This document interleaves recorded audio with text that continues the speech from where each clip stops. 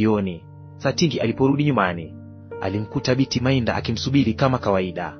Alitabasamu, na kwa muda mfupi alisahau kila kitu kilichokuwa kinamsumbua. Lakini mbali kidogo, Makame alikuwa bado akifikiria. Alikuwa hajafanya uamuzi, lakini jambo moja lilikuwa wazi: siri ya Satingi ilikuwa bado haijafa.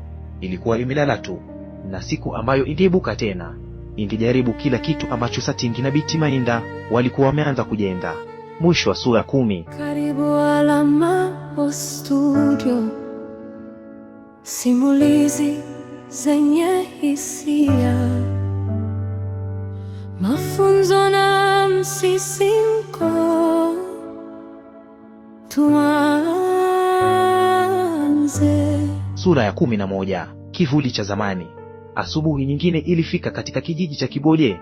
Jua lilianza kushomoza taratibu kutoka upande wa bahari, likiangaza paa za makuti na njia za udongo zilizokuwa zimezoeleka kwa watu wa kijiji hicho.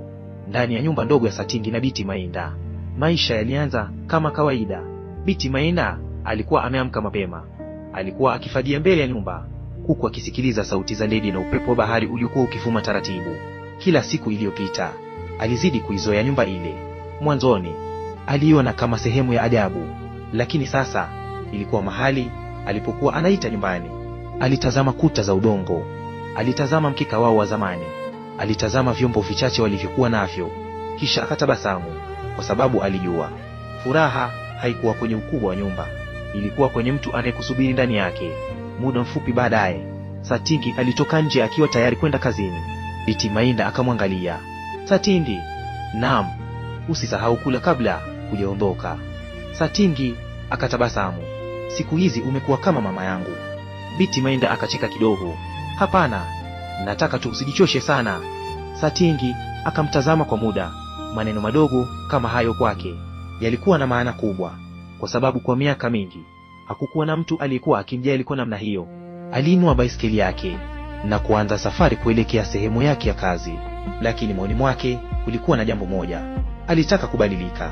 Alitaka siku moja Biti Mainda aishi maisha bora kuliko yale aliyoyakuta.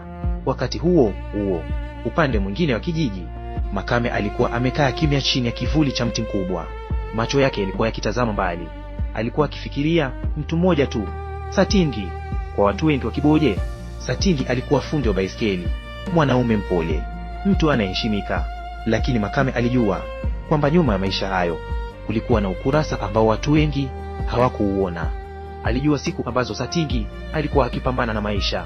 Alijua nyakati ambazo walikuwa wakitafuta namna ya kuishi, na alijua siri ambayo Satingi alikuwa akiificha kwa muda mrefu.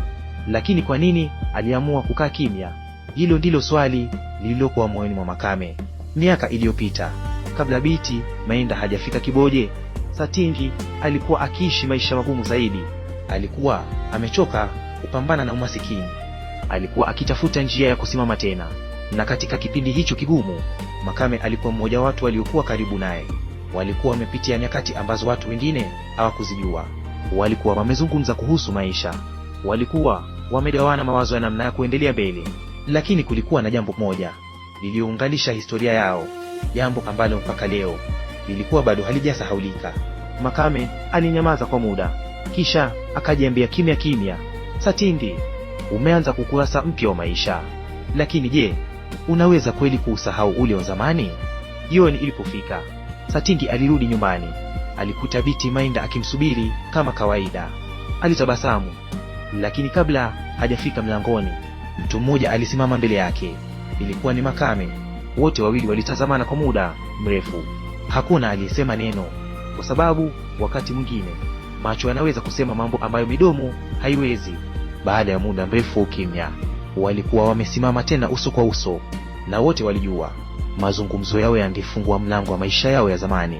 Mwisho wa sura ya 11. Asante kwa kutazama. Subscribe, like na share.